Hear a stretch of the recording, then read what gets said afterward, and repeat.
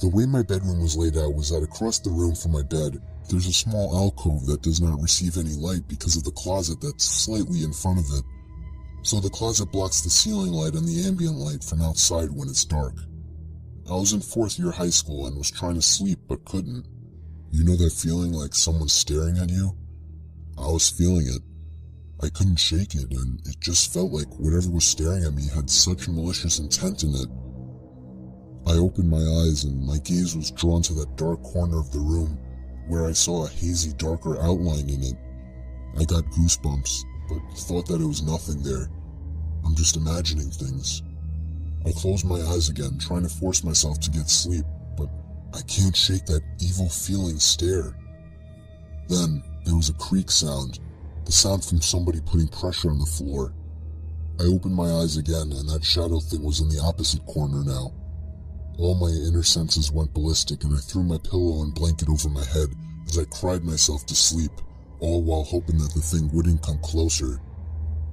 I know I didn't imagine or dream it, and it still sends chills down my spine to this day. It was the first time my family ever went camping together. I was 18 at the time. We probably wouldn't have gone if it weren't for my brother and sister who were still only 11 and happened to be twins. It was mid-July and I was actually excited to do it.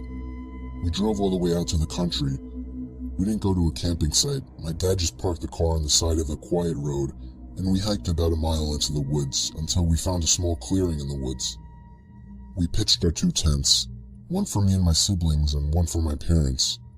So come nighttime, I couldn't sleep at all. Trying to fall asleep in that sleeping bag was like trying to fall asleep on the grass. I just couldn't get to sleep. I spun around and tried to make myself comfortable for hours. My little brother and sister had been asleep for a long time at that point. And then I heard the sound of the zipper to the tent zipping down. I looked up and saw someone poking their head into the tent. I couldn't see who it was. "Dad?" I whispered. Whoever it was removed their head from the inside of the tent. "Dad?" I said louder. Whoever it was quickly moved away from the tent, leaving it unzipped. I was so confused. I was sure it was my mom or dad just checking on me, so I crawled out of the tent and walked over to my parents' tent. I unzipped it and crawled inside. My parents were both in their sleeping bags. I shook my dad until he woke up. I asked him if he had just checked on us. He said no. I got chills as he said it. I then woke up my mom, hoping that it was her, but she groggily told me that she hadn't left the tent either. I got goosebumps all over as I came to the realization that somebody actually came up to our tent, opened up the zipper, and peered inside. A stranger. For all I know, some sort of psycho. I couldn't even really tell if my parents took me seriously or not, or maybe I just don't remember. But I do remember that I didn't get a minute of sleep that night. My parents were on their honeymoon to Key West. When they arrived at the hotel to check in, they were told that the room would be non-smoking. With my dad being a smoker, they requested a different room. They got the room switch and went to their room. As they got off the elevator, the smell of fresh paint was overwhelming. Down the hall there was a painter with all necessary supplies laid out around him as he was painting the wall. As my parents walked past him, they casually greeted him, and the painter had absolutely no acknowledgement of their presence. Whatever. When they got to their room, the smell of paint was even worse in there. So bad it wasn't even bearable, so they decided to go to the front desk to change rooms. When they explained the situation, the attendant looked very confused and informed them that there wasn't a scheduled paint job on that floor for that day, but agreed to change their room anyway. My parents go back to their floor to grab their luggage, and the painter is completely gone. All supplies cleaned up and gone within 10 minutes, and the smell of paint was completely gone. At this point, my parents were freaked out, but didn't think much of it and went to their new room. The next morning on their way to breakfast, they overhear a tour guide talking to a group. My parents tuned in when the guide mentioned the floor that they were originally supposed to stay on. Apparently a long time ago, there was a painter on that floor painting and fell down the elevator shaft to his death. Now my parents don't normally believe in the paranormal, but after an event like this that they had no explanation for, it freaked them out a good bit. This story didn't happen to me, it happened to my cousin, and yet it still freaks me out thinking about it. This story is all too true. My cousin Nikki was on Skype with his girlfriend Sam at around 1 in the morning on a Friday night. She was asking him to come over and stay the night, but he didn't really want to drive over that late. Sometime into the conversation, Nikki noticed the closet door behind Sam open a crack. Nikki pointed it out, and Sammy turned and looked at the closet. They both ended up ignoring it. It was probably another half hour into the conversation that the closet door creaked open even more. Nikki spotted it again and told Sam that her little brother must be hiding in the closet. She denied it and told him the window was open or something, so there must have been a draft. It was about half an hour later that the closet door completely opened, and somebody stepped out of the closet and walked out of Sam's bedroom. Sam didn't seem to notice, but Nikki got startled from what he just saw.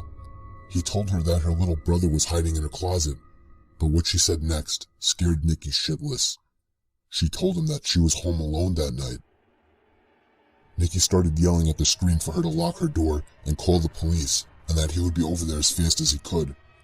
Sam just started to understand the situation as she turned and saw the closet door completely open. She ran over to her doorway and let out a blood-curdling scream before slamming the door shut and locking it. Nikki drove over as fast as he could while calling the police. When he got there, the front door was left open, so he ran into the house into Sam's room. He knocked on the door and told her it was him, but she wouldn't answer. When the police finally arrived, they busted open the door to find her curled up in the corner of the room in shock.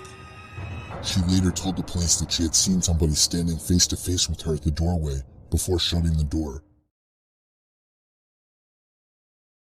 It was a dark and stormy night, the kind of stormy that I loved, thunder and lightning roaring, so I was staying up late watching movies.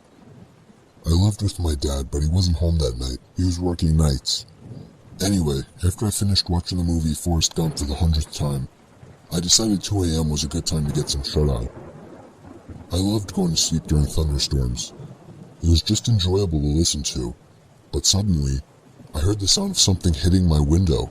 It wasn't the sound of rain hitting the window, but in such a big storm I didn't think much of it and put my head back down. But a few seconds later, the same noise. Something hits the window again. This time I made the sound out to be a rock hitting the window. My heart started racing. It couldn't be my dad. He would call if something was wrong. Another rock hits the window. I found myself glued to my bed. I didn't want to look out the window, but whoever was outside surely knew I was up there. I had just turned the TV off. They could have seen the bright glare through the window. I just decided if I ignored it, they would go away. Another rock hit the window, and then another. It was getting faster. The rain started to lighten up, and that's when I heard the sound of a truck engine running down in the street. A much louder thump to the window was where I drew the line. I got out of my bed planning to call the cops. I ran down the stairs towards the phone, but as I passed the front door, I saw something. Something through the glass window at the top of the door. It was the face of a person looking through to me. It seemed like they had a smile on their face. I sprinted to the kitchen and called the police. They said there was an officer nearby, and they should be there shortly. Whoever was at the door started fiddling with the doorknob and eventually ramming into it, trying to bust it open. I grabbed a knife for protection and yelled that the police were coming, before running back upstairs to my room. After about a minute, the ramming to the door stopped and there were no more rocks hitting my window. I still didn't dare to look out the window, but I remember hearing the sound of the truck drive off. A few minutes later, I heard the sound of a police siren outside, and moments later, the doorbell rang. I explained everything to the officer. I described the face as best as I could. Unfortunately, I couldn't provide him any information about the vehicle. If only I had looked out the window. I still regret not taking a quick look. There was never enough info for the police to catch these people. Not sure if they had intention of robbing my house, or much worse.